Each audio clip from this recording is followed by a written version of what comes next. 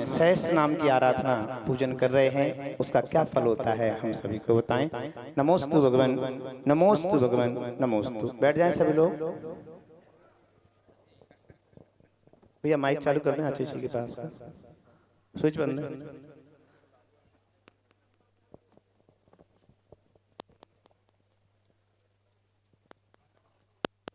बैठ जाए सभी लोग अपने स्थान पर।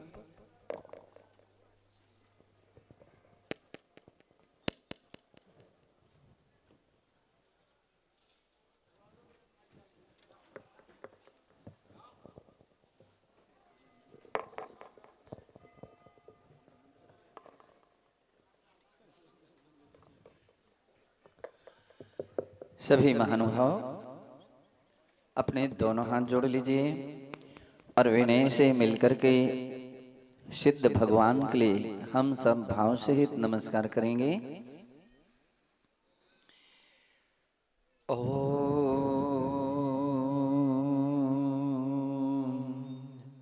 नमः सिद्धिभ्यः।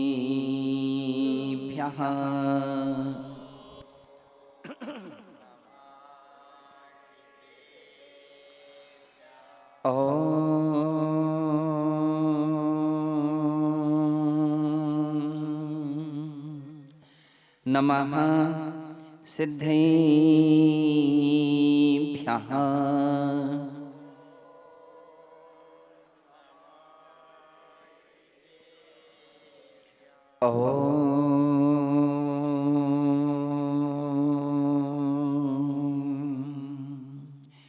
नमः सिद्धिभ्यः।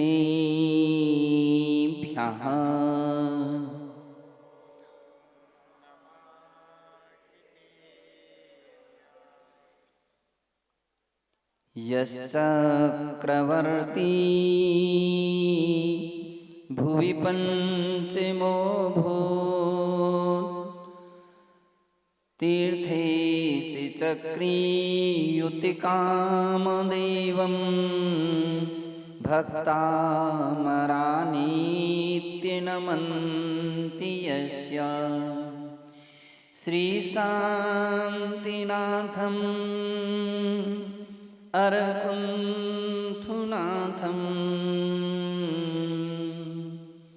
अरिहन्तदेवं सततं नमामि। अरिहन्तदेवं सततं नमामि। ये ध्यानशीलः मुनियः प्रधाना ते दुःखहीना नियमाद्भवन्तु सम्प्राप्य शीघ्रं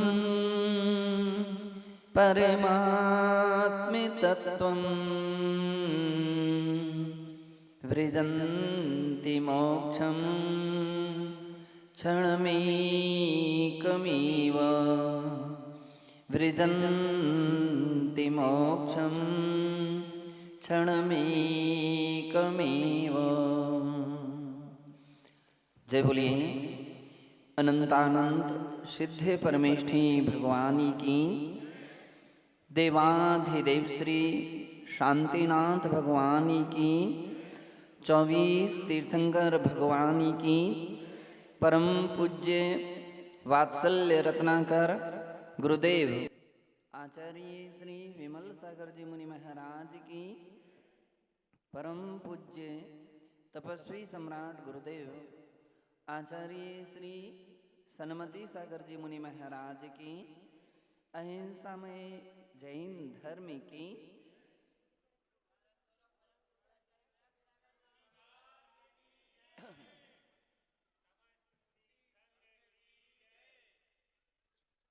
बंधु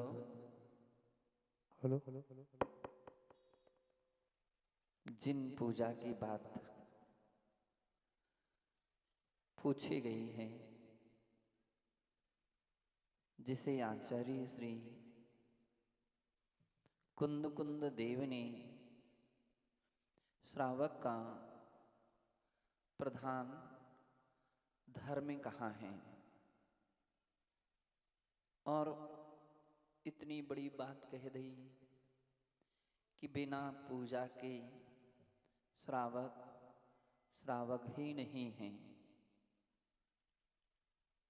दानम पूजम सावय धम्मम णा होई तीन बिना। दान और पूजा इस श्रावकों का प्रधान धर्म है। इसके बिना श्रावक कहलाने का अधिकारी नहीं है। यही बात सोमदेव आचार्य महाराज ने उपासकाध्ययन के अंदर में प्रस्तुत की है। वे कहते हैं कि पूजा केवल धर्म नहीं, आवश्यक धर्म है। जैसे मुनिराजों के 6 आवश्यक होते हैं, वैसे ही श्रावकों के भी 6 आवश्यक कर्तव्य होते हैं। वे वहां पर लिखते हैं देव पूजा, गुरुपास्ति, स्वाध्यायः संयमस्तपः, दानश्चेति गृहस्थानां, षट्कर्माणि दिने दिने। देव पूजा 6 कर्तव्यों में पहला कर्तव्य कहा गया। और इसको लेकर के एक बार किसी ने हमसे ये भी पूछा था कि भगवान की पूजा पहले करना चाहिए कि पहले दान करना चाहिए। कुंद देव दानम पूजम कह रहे हैं और सोमदेव आचार्य महाराज देव पूजा गुरुपास्ति कह रहे हैं।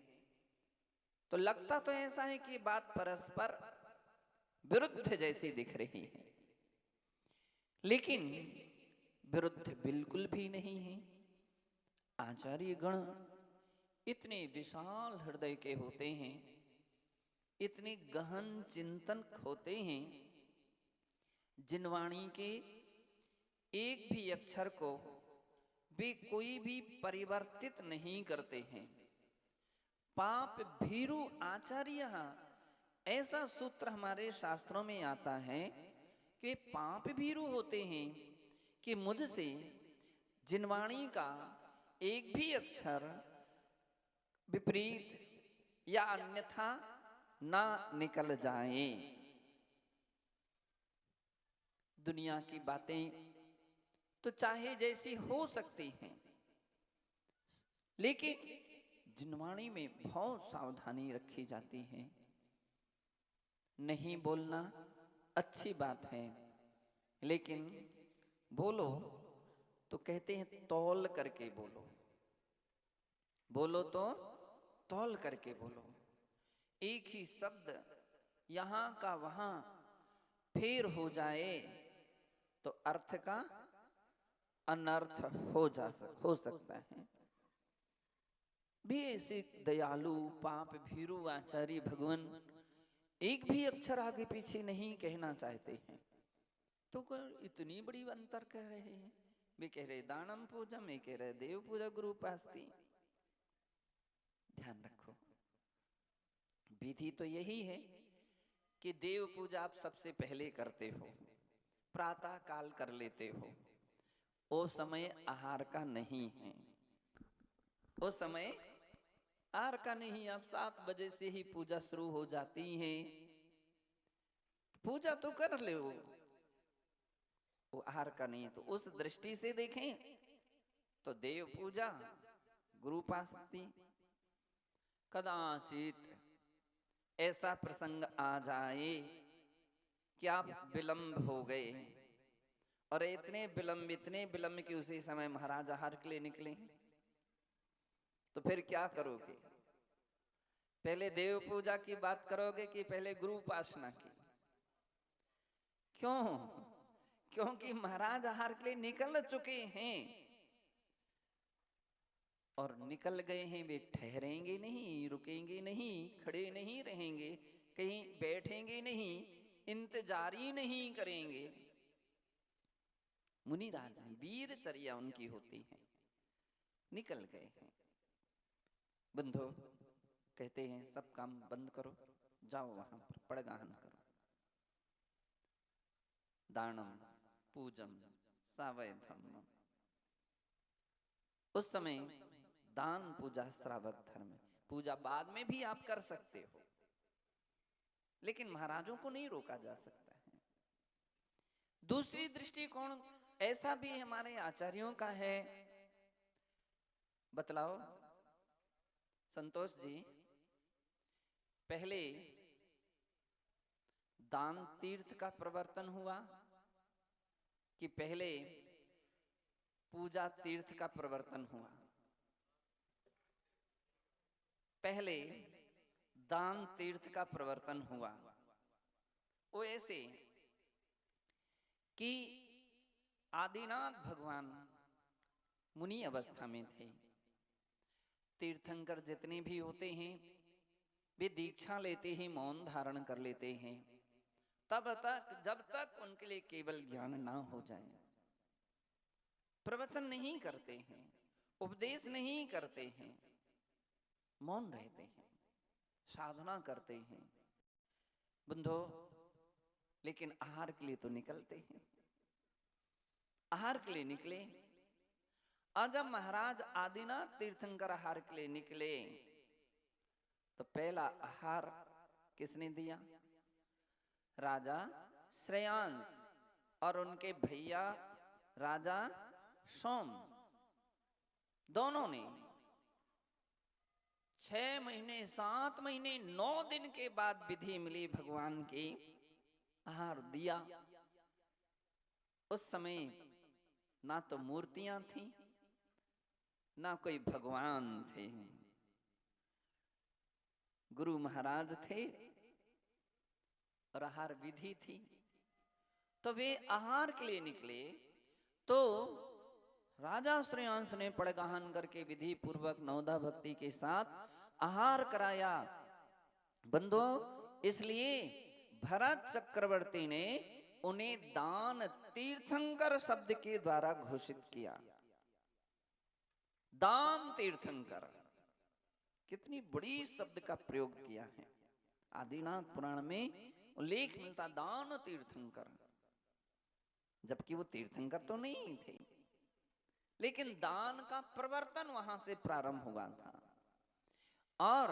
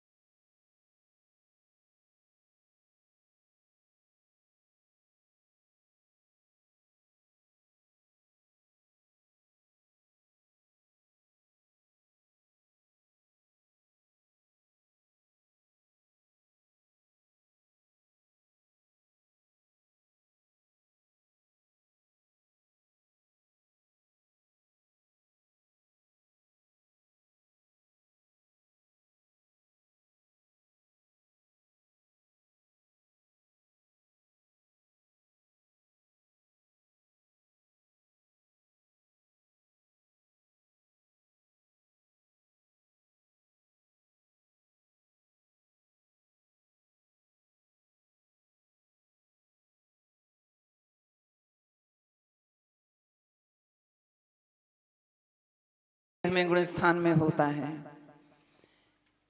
जब आदिनाथ भगवान ने तपस्या की और उनके लिए केवल ज्ञान हुआ, तब वे धर्म तीर्थंकर हो गए और उन्होंने उस समय भगवान की दिव्य ध्वनि खिरे तो उन्होंने कहा दानम पूजम सावय धम्मम, इस श्रावक का धर्म है। इस दृष्टि से पहले दान फिर पूजा, अपने लिए दोनों आवश्यक हैं। जहां प्रधानता दिख जाती है वहां वो अपन प्रमुखता से कर लेते हैं। प्रश्न था देव पूजा, देव से हम अरहंत देव लेते हैं, जिनेंद्र देव इस रूप में लेते हैं, बीतरागी देव के रूप में हम उनकी आराधना करते हैं। दूसरी दृष्टि से सिद्धों को भी हम देव कहते हैं।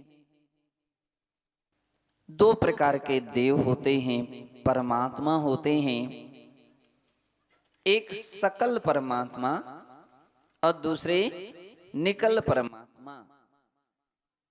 शरीर सहित अरहंत हैं इसलिए वे सकल परमात्मा हैं, शरीर रहित सिद्ध भगवान हैं इसलिए वे निकल परमात्मा हैं। ये दो परमात्मा हैं, ये आराध्य कहे गए हैं, उपास्य कहे गए हैं और एक दृष्टि से आचार्य उपाध्याय ये उपासक कहे गए हैं। वे उपास्य हैं, वे उपासक हैं। और जब हम श्रावक की दृष्टि से देखते हैं तो पांचों परमेष्ठी उपास्य हैं और श्रावक उपासक हैं। इसलिए उपासकाध्ययन श्रावकों का ग्रंथ, श्रावकाचार उपासक। पांच परमेष्ठी हमारे आराध्य हैं, इष्ट हैं, परम इष्ट हैं, इसलिए वे परमेष्ठी हैं। बंधो पंच गुरु हैं, उन पांचों को हम परम गुरु के रूप में हम आराधना उपासना करते हैं। हम उनके लिए संक्षेप में देव, शास्त्र और गुरु के रूप में हम उनकी उपासना आराधना करते हैं। कितनी बड़ी बात है, एक ही ठोने में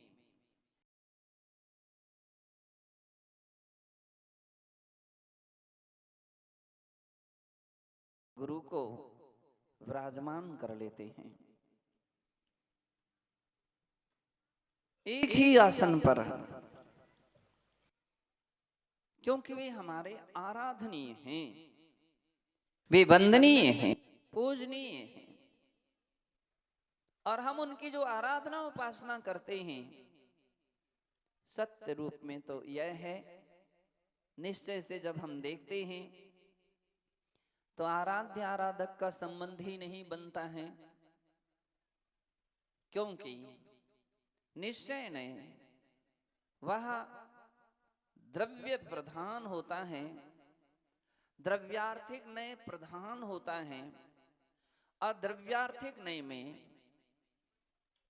तो हर द्रव्य शुद्ध रूप में देखी जाती है। सव्वे शुद्धाहु शुद्ध नया, हर प्राणी शुद्ध नय से शुद्ध है। आचार्य श्री कुंद कुंद देव तो प्रत्येक प्राणी के लिए भगवान आत्मा कहते हैं। एक छोटा सा छोटा कीड़े भी क्यों ना हो, इतना आदर, इतना सम्मान, इतनी ऊंची दृष्टि जैन धर्म में है कि उसके लिए भी वो भगवान के रूप में गिनते हैं। वो भी एक भगवान है।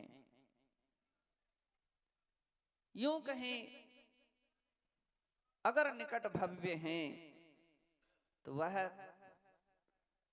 भावी भगवान हैं, भावी भगवान हैं।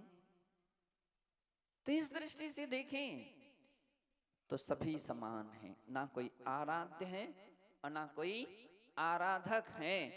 निश्चय में एक द्रव्य प्रधान होती हैं, दो द्रव्य जहां आ जाएं, दो वस्तु आ जाएं, वहां भेद हो गया। भेद प्रधान व्यवहार नहीं होता है, अभेद प्रधान निश्चय नहीं होता है। इसलिए निश्चय नहीं से कहते हैं, तो निश्चय ने आप ही उपास्य, आप ही उपासक, आप ही उपास्य, आप ही उपासक, आत्मा ही गुरु और आत्मा ही शिष्य, सब आप ही हैं। क्योंकि निश्चय की दृष्टि से, व्यवहार की दृष्टि से आचार्य महाराज भेद करते हैं। व्यवहार का अर्थ ही है जो व्यवहार विधि पूर्वक भेद करता है। आप पढ़ो सर्वार सिद्धि में तत्वार सूत्र में, जहां पर नई गम संग्रह व्यवहार जो सूत्र शब्द समभिरूढ़ बंबूता नया सूत्र पढ़ते हैं, वहां व्यवहार का अर्थ है कि विधि पूर्वक जो संग्रह में आपने ग्रहण किया था उसको विधि पूर्वक भेद कर देना, ये व्यवहार में है। तो उपास्य उपासक में बहुत अंतर आ गया कि वे पूज्य हैं और आप उनके पुजारी हैं, वे भगवान हैं, आप उनके भक्त हैं। बंधो, यहीं से उनकी जो अर्चना की जाती है उसका नाम पूजा कहा जाता है। पूज धातु संस्कृत में पूजा अर्थ में मानी गई है। आराधना है, आराधना गुणों की जाती है। किसकी की जाती है? गुणों की। शरीर की आराधना नहीं, लेकिन देह प्रधान आराधना है। समय सार में कुंद कुंदाचार्य महाराज ने कहा, देह भक्ति और आत्म भक्ति दोनों प्रकार की हमारे ग्रंथों में मान्य है। देह आराधना हम भगवान के 1008 लक्षणों को प्रधानता लेकर के की आराधना करते हैं। ए लोकेष्ट सहस्त्र लक्षण धरा दग्धष्ट कर्मेंधना भूतानागत वर्तमान समये तेभ्यो जिनेभ्यो नमः। 1008 लक्षण शरीर के हैं, 900 व्यंजन और 108 लक्षण इस शरीर में पाए जाते हैं। शरीर प्रधान स्तुति में हम 1008 लक्षणधारी भगवान के लिए वंदना करते हैं। दो गोरे दो कुंदेन्दु तुषार धाल धवलो द्वावीन्द्र नील प्रभो दो वंदोक सम प्रभो जिन वृषौ दौचे प्रियंगु प्रभु। सफेद वर्ण के धारी चंदा प्रभु भगवान के लिए मेरा नमस्कार हो। लाल वर्ण के धारी बांसपूज्य भगवान पद्म प्रभु भगवान के लिए नमस्कार हो। हरिद वर्ण के धारी सुपार्श्वनाथ पार्श्वनाथ के लिए नमस्कार हो।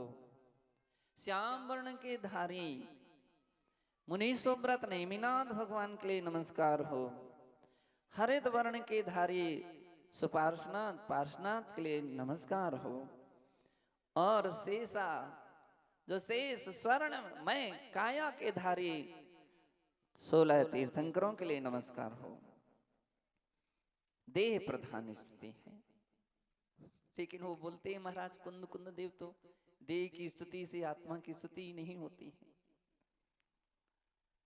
आत्मा के गुणों की आराधना ये निश्चय नहीं कहता है कि आराधना करते हैं, वो हम गुणों प्रधान से नमस्कार करते आराधना करते हैं।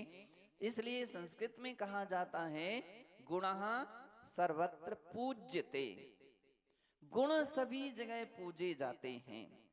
और आप तत्वार सूत्र में पढ़ते हैं वंदे तद गुण लब्धये, मैं उनके उन गुणों को पाने के लिए नमस्कार करता हूँ। गुण प्रधान आराधना होती है, गुणों की पूजा की जाती है। ध्यान रखिए मुनिराज तो वही हैं जब कभी पहले आपके समान थे, गृहस्थ थे, दीक्षा नहीं ली थी, आप लोगों के बीच में बैठते थे, उस समय भी इनका शरीर वैसा का ही वैसा था। आज भी दीक्षा लेने के बाद भी कहीं ना चमड़ी बदल गई है, ना हड्डी बदल गई है, ना रक्त बदला, कुछ नहीं बदला है, वही रहा है।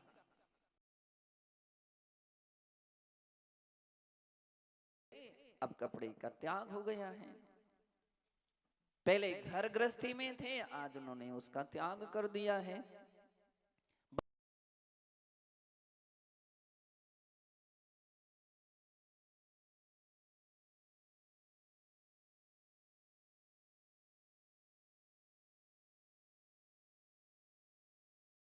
ये वंदनीय है। उन गुणों की प्रधानता से बंधो, भाव से, पवित्र मन से, सौभाग्य मान करके वे ही व्यक्ति जो पहले उनके साथ उठते बैठते खाते पीते थे और कोई मर्यादा सम्मान नहीं रखते थे, आज वो उनका सम्मान करके सौभाग्य मानते हैं। ये रत्नत्रय गुण हैं, ये वंदनीय है। पूजा कहते हैं कि जब हमारे पूज्यों के प्रति श्रद्धा उत्पन्न हो जाती है, श्रद्धा नियम से भक्ति को जन्म देती है। एक पहलू के दो, एक सिक्के के दो पहलू हैं, श्रद्धा और भक्ति। एक कभी नहीं हो सकता है कि श्रद्धा हो और भक्ति ना हो। यह कभी नहीं हो सकता है कि बिना श्रद्धा के भक्ति सम्यक भक्ति कहलाए। बिना श्रद्धा के भक्ति सम्यक भक्ति नहीं हो सकती है। एक व्यक्ति ने आकर के कहा कि मैं इसलिए रोज मंदिर जाता हूं कि मेरी दुकान खूब चलती है जिस दिन मैं मंदिर चला जाता हूं। इसका मतलब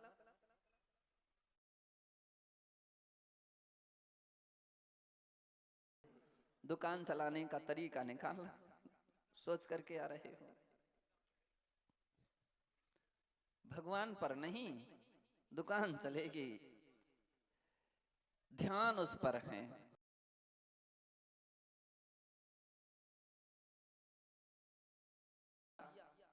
तो उसके घर में रत्न वर्षा हो गई। किस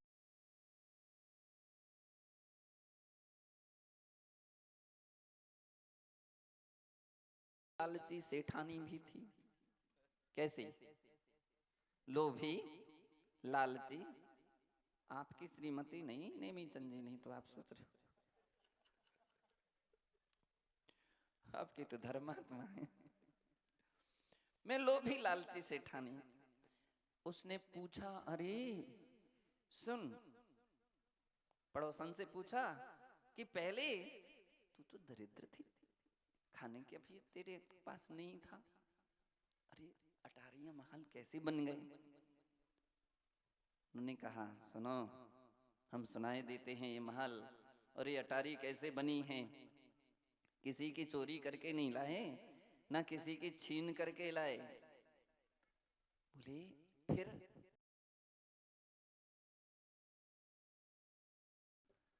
सुनाओ क्या बात है?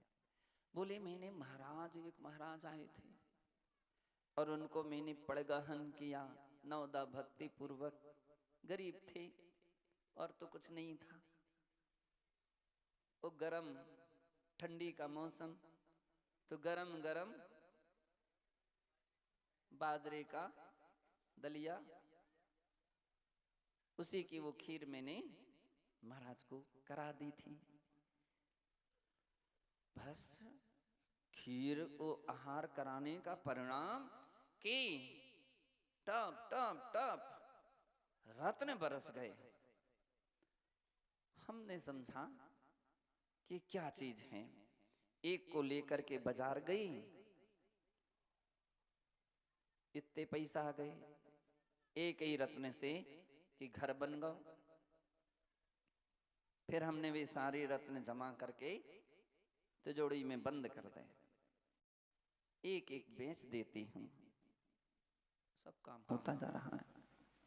अच्छा, समझ में आ गया, ठीक है, हम भी ऐसे ही करेंगे। तो उसने भी गर्मी के मौसम में चौका लगाया और ये याद कर लिया था कि वो बाजरा की खीर खिलाने से या दलिया खिलाने से ही वो रत्न बरसे थे, तो बाजरा की दलिया बना लिया, पड़गाहन किया। योग भी इतना अच्छा था कि महाराज आ गए और उनका पड़क गए, उनकी विधि मिल गई। अब वो मन शुद्धि वचन शुद्धि का नवदा भक्ति पूर्वक आहार प्रारंभ हो गया। और जैसी आहार प्रारंभ हुआ वो देखती जा रही थी आंगन में, अब बरसे की नहीं, अब बरसे की नहीं।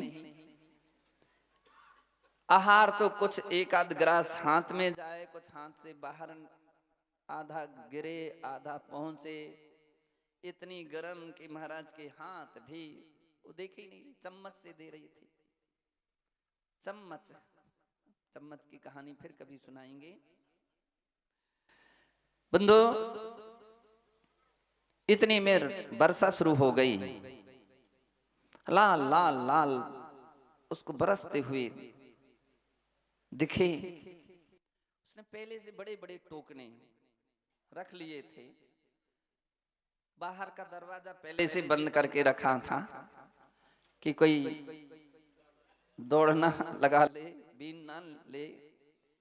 उसने जल्दी से जल्दी महाराज को तो छोड़ा ऐसे ही के ऐसे, और बरो वे सब बीने, क्या बीने, रत्न नहीं, वे अंगारे बरस रहे थे, वे लाल लाल अंगारे बरस रहे थे। उसने उनको समझा यही रत्न है, गर्म होंगे।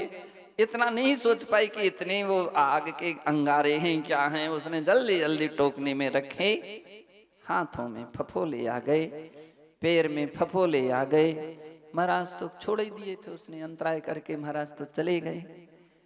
बंधु, अब उसने देखा ये तो टोकनी भी जल गई है, मिलो तो कछु नहीं और टोकनी और फ्री में, अरे हाथ में जीभ जली, सजा मिल गई। ये क्या हुआ? वो तुरंत आई, बड़ी बड़ी आंखें निकाल करके, किसके पास? पड़ोसन के पास। क्या, कैसी विधि बतलाई थी? हे देखो हमारे हाथ। उसने कहा मैंने किया तो ऐसा ही था, अब तुम्हारे यहाँ अंगारे बरस गए तो अब मेरा क्या दोष? तुम्हारे हाथ जल गए लेकिन मेरे तो नहीं जले थे।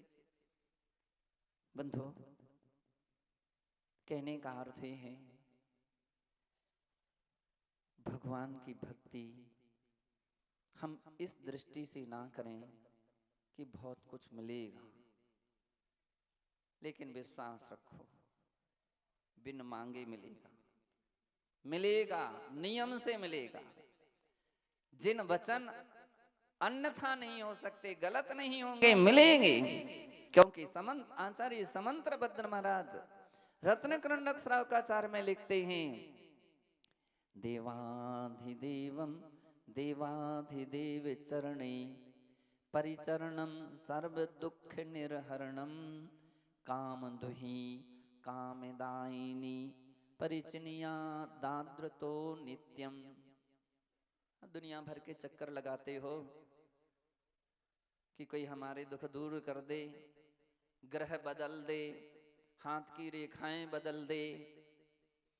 ध्यान रखिए, दुनिया में कोई भी किसी की रेखाएं नहीं बदल सकता है, कोई किसी के ग्रह नहीं बदल सकता है, कोई किसी की नहीं बदल सकता है। ये दृढ़ श्रद्धा रखिए। अगर बदलेगा तो भगवान की भक्ति से ही बदलेगा। जिनेंद्र देव की भक्ति से सब कुछ बदल सकता है। कर्म सिद्धांत हमारे यहाँ बोलता है कि जब मंदोदय कर्म का उदय होता है तो संक्रमण हो जाते, पाप कर्म पुण्य रूप में संक्रमित हो जाते हैं। और जब पाप कर्म का उदय होता है, पाप भावनाएं रहे व्यक्ति की, तो पुण्य प्रकृतियां पाप रूप में संक्रमित हो जाती हैं। देवाधिदेव चरणम परिचरणम सर्व दुख निर्हरणम, संपूर्ण दुखों का क्षय हो जाता है। सिद्ध चक्र विधान में तो आप यही तो देख रहे हैं, मैना सुंदरी और श्रीपाल आनंद विभोर हो रहे हैं। ऐसे आनंद विभोर भगवान की भक्ति का सत्य प्रभाव है। यदर्चा भावेन प्रमुदिते मनः दर्दुर इह क्षणादासीत सर्गी गुण गण समृद्धा सुख निधि। वो एक मेंढक दर्दुर, और लोग जो संस्कृत उच्चारण नहीं करते दुर दुर दुर दुर ऐसा दर्दुर का अर्थ होता है मेंढक। इतना तुच्छ प्राणी ने भक्ति के लिए और एक क्षण में स्वर्ग का देव हो गया। ये हैं समंतभद्र महाराज के वाक्य, ये हैं कवि के वाक्य, भागचंद जी के वाक्य हैं।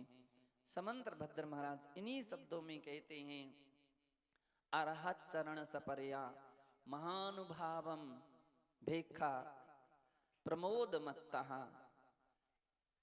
भेखा प्रमोद मत्तः।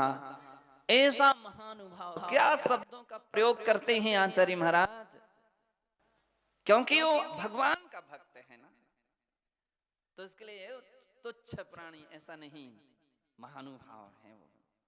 याद रखिए, आपस में भी कोई साधर्मी हो, भगवान का, देव का, शास्त्र का, गुरु का भक्त हो, उसका आदर कर लीजिए, उसका भी सम्मान कर लीजिए। ये सम्मान भगवान का सम्मान की वृद्धि करेगा, भगवान के सम्मान को बढ़ा देता है।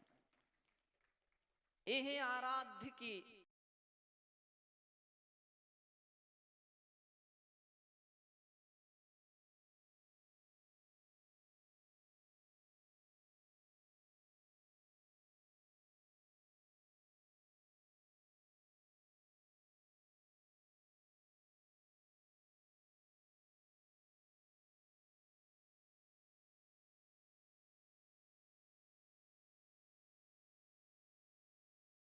मेंढक महानुभाव नहीं है, वो भगवान का भक्त है, इसलिए महानुभाव है। बंधु, ये है भगवान जिनेंद्र देव की पूजा की महिमा।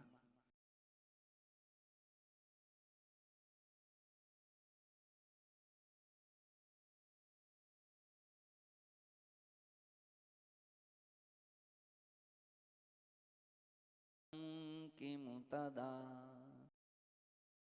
वीर स्वामी नयन पथगामी। जब एक मेंढक स्वर्ग का देव हो जाता है, एक मेंढक। आज एक अम्मा अभाना से आई, अभाना से। इस वर्ष अभाना में विकाम्या श्री माता जी का वर्षा योग हुआ।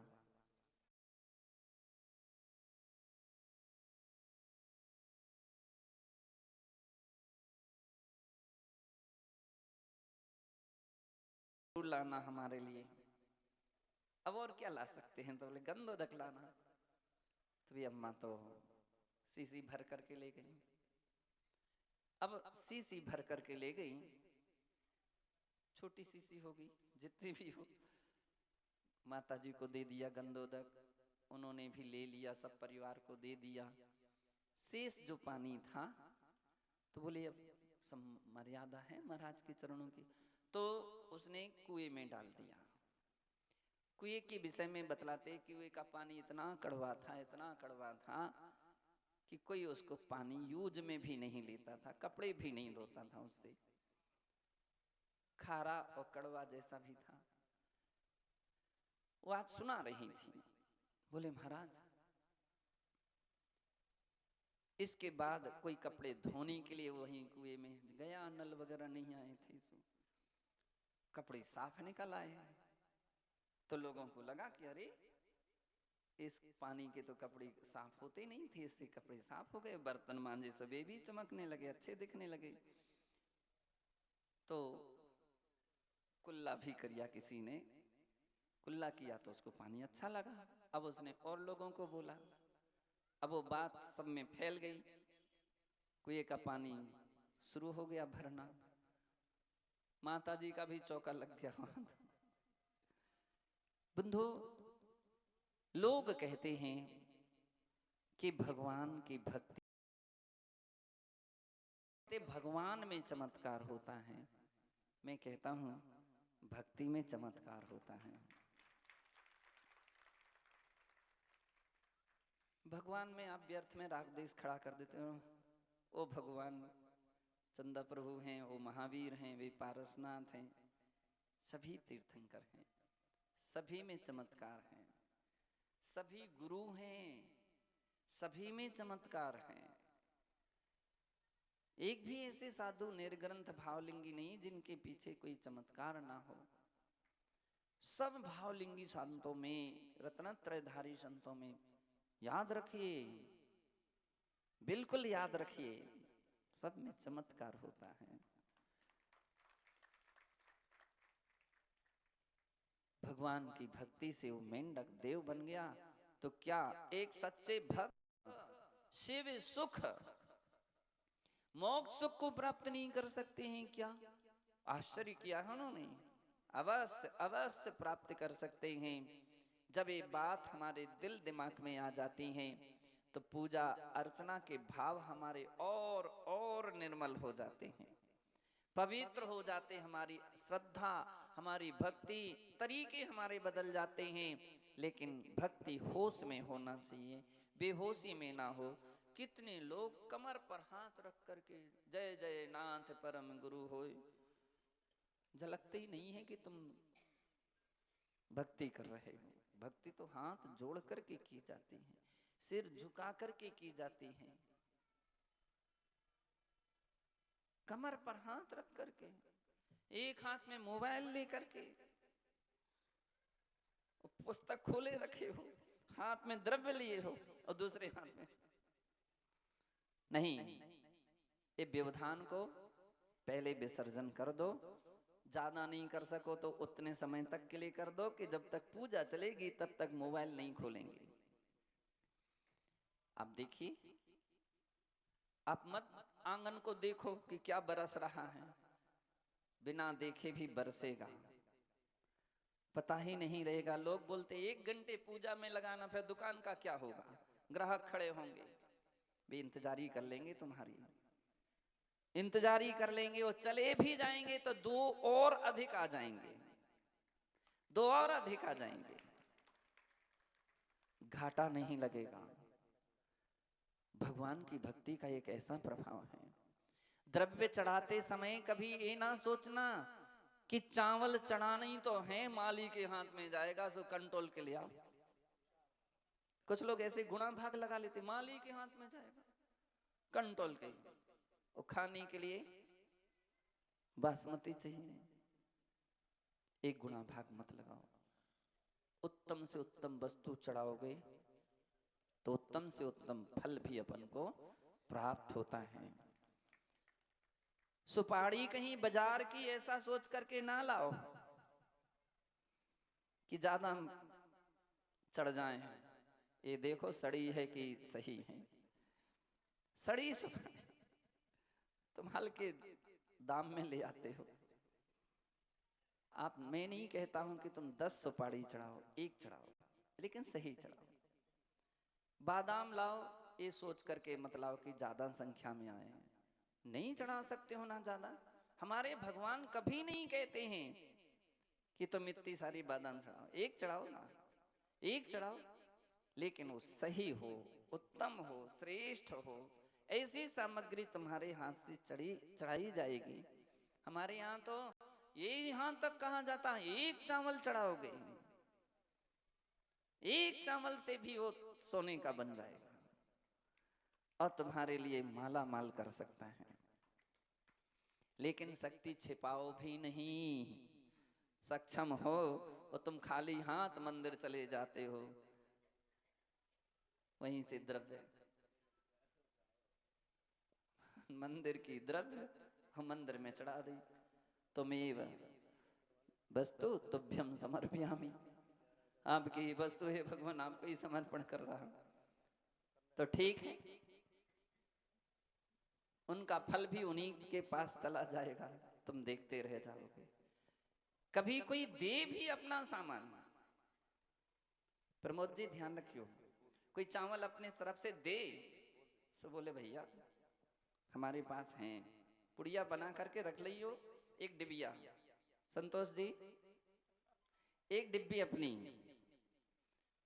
और कहना मुझसे ले लो, तुम मुझसे ले लो, अभी तो हमारे हैं इतनी शक्ति, इतनी सामर्थ्य, हम अपने ही चावल चढ़ाएंगे। आपके चावल आपके लिए फल प्रदायी हो जाएंगे। और उधारी की वस्तु उधारी रहेगी, उधारी रहेगी। तो इस बात के लिए भी ध्यान रख लीजिए, स्वाद्रव्य का पूजन में उपयोग कीजिए, उत्तम वस्तु का प्रयोग कीजिए, और ऐसी पूजा करोगे आप देखो तो सही। ये हो सकता है कि पुजारी गरीब हो लेकिन अशांत नहीं मिलेगा, सच्चा पुजारी होगा। गरीब हो सकता है लेकिन गरीब होकर के भी वो खुश मिलेगा, नमक रोटी खा करके भी खुशी है उसको, क्योंकि विवेक के साथ वो भगवान की भक्ति करता है। तो मुझे लगता है वो गरीब ज्यादा समय तक नहीं रहेगा। गरीब वे रहते हैं जो दान दाताओं को देखते रहते हैं। ऐसे पुजारी बहुत सारे मंदिरों में बैठे रहते हैं, कौन सी पार्टी आई, वे भगवान को कम देखते हैं और उन्हीं की सामग्री की ओर देखते रहते हैं। तो बोले भगवान को देखोगे तो फल मिलेगा, और दुनिया भर को देखते रहो तो बाजार में निकल जाओ, बहुत कुछ लोग मिल जाएंगे दिखने में, लेकिन उनसे फल कुछ नहीं मिलेगा। ध्यान हमारा प्रभु परमात्मा पर होना चाहिए, उनके गुणों पर होना चाहिए। तो अपन भी जिन दर्शन से निज दर्शन कर सकते हो।